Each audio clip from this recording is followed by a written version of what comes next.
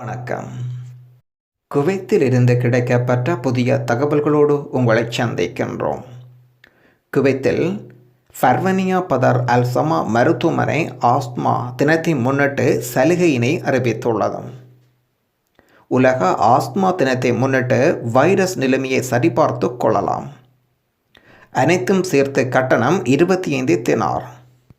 இந்த சலுகை 4ஆம் திகதி முதல் வருகின்ற 5ஆம் மாதம் 24ஆம் திகதி நடைமுறையில் இருக்கும்.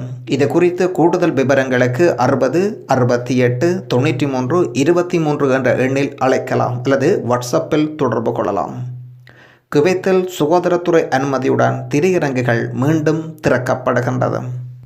குவைத்தில் ஈதல் ஃபிதர் விடுமுறையை முன்னிட்டு சுகாதாரத்துறை அமைச்சகத்தின் ஒப்புதலுக்கு உட்பட்டு விதிமுறைகள் பின்பற்றி திரையரங்குகள் மீண்டும் திறக்கப்படும் என்று குவைத் தேசிய திரைப்பட நிறுவனத்தின் துணைத் தலைவர் அறிவித்துள்ளார்.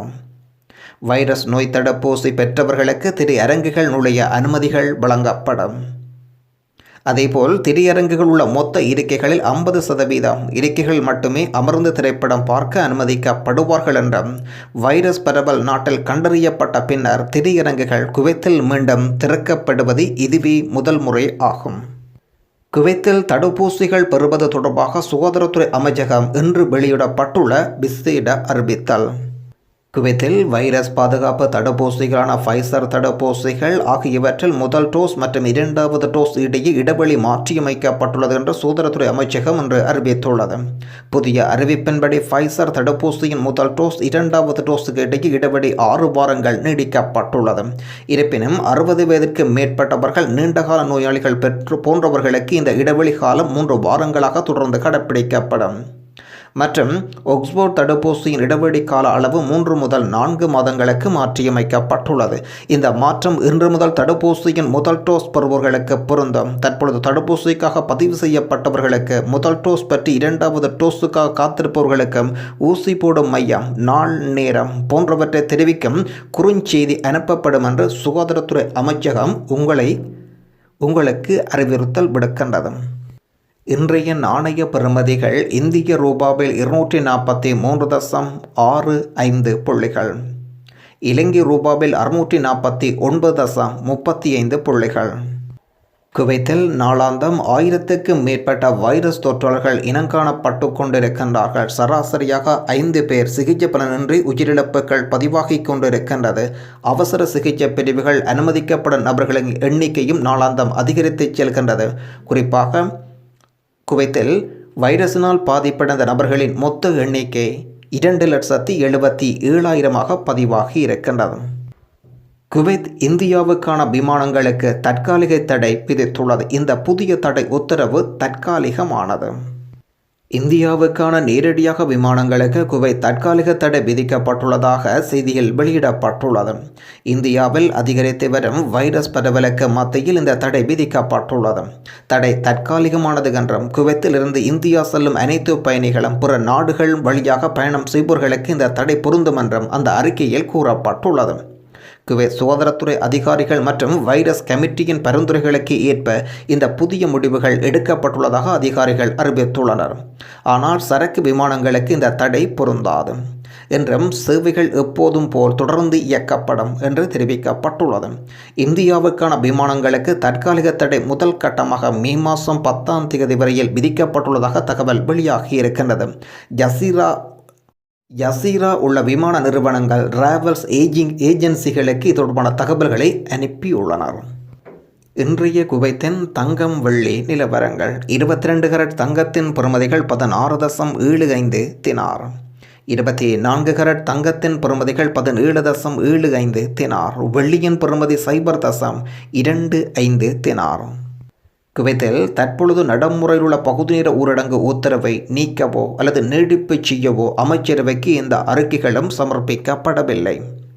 குவைத்தில் பகுதி நேர ஊரடங்கு உத்தரவை நீடிப்பு செய்யவோ அல்லது நீக்கவோ சுகாதாரத்துறை அதிகாரிகள் இதுவரை அமைச்சர்கள் சபைக்கு எந்த பரிந்துரையும் சமர்ப்பிக்கவில்லை என்று தெரிவிக்கப்பட்டுள்ளது. அதிகாரிகள் நிலைமையை கவனமாக கண்காணிப்பு செய்து வருவதாக செய்திகள் தெரிவிக்கின்றன.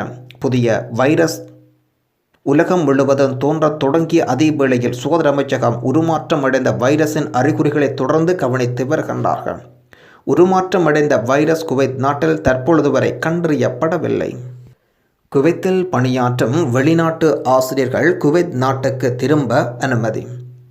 குவைத்தின் பள்ளிகளில் பாடசாலைகளில் பணியாற்றும் வெளிநாடுகளில் சிக்கித் தவிக்கும் அனைத்து வெளிநாட்டு ஆசிரியர்களும் குவைத் திரும்ப அனுமதி வழங்கப்பட்டுள்ளது. குவைத்தின் கல்வி அமைச்சர் டாக்டர் அலி முஹாப்பின் கோரிக்கைக்கு ஏற்று அமைச்சர் குழுவில் வைரஸ் அவசர நிலைமைகளுக்கான உச்சக்குழு ஒப்புதல் அளித்துள்ளது.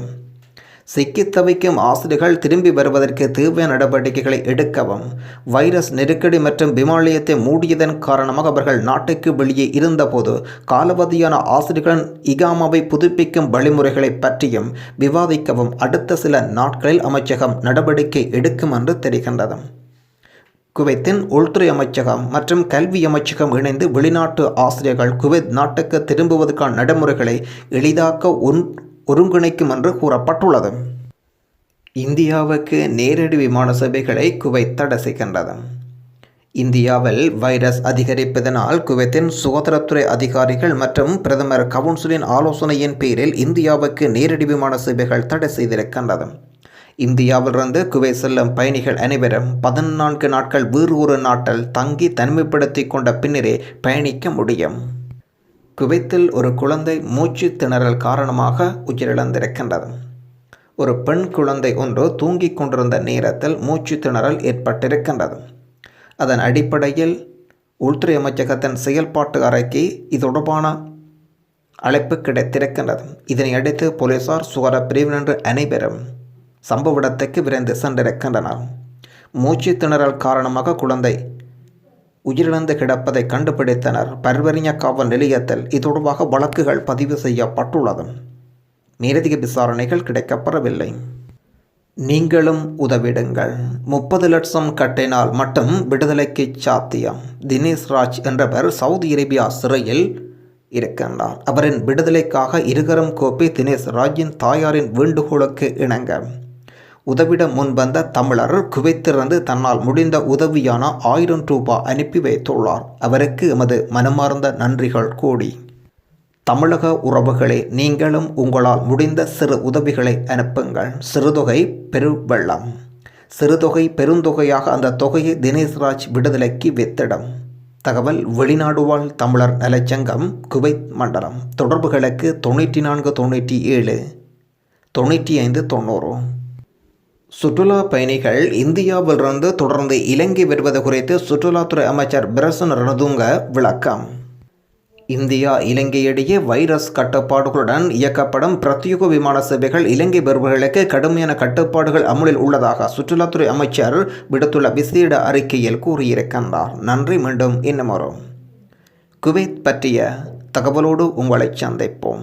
தகவல்கள் மொழியாக்கம் குவைத் தமிழ் பசங்க. குவைத்தின் உடைய செய்திகள் நாளாந்தம் பதிவேற்றம் செய்து கொண்டிருக்கின்றோம். உங்களுக்கு நோட்டிஃபிகேஷன் அல்லது எமது நாம் போடும் செய்தி கிடைக்கவில்லை என்றால் டிஸ்கிரிப்ஷனில் டெலிகிராம் குரூப் இருக்கு. அதில் சென்று நீங்கள் இணைந்து கொண்டால் நேரடியாக குரூப்பில் சென்று நீங்கள் விரும்பிய நேரத்தில் செய்திகளை பார்வையிடலாம். நன்றி.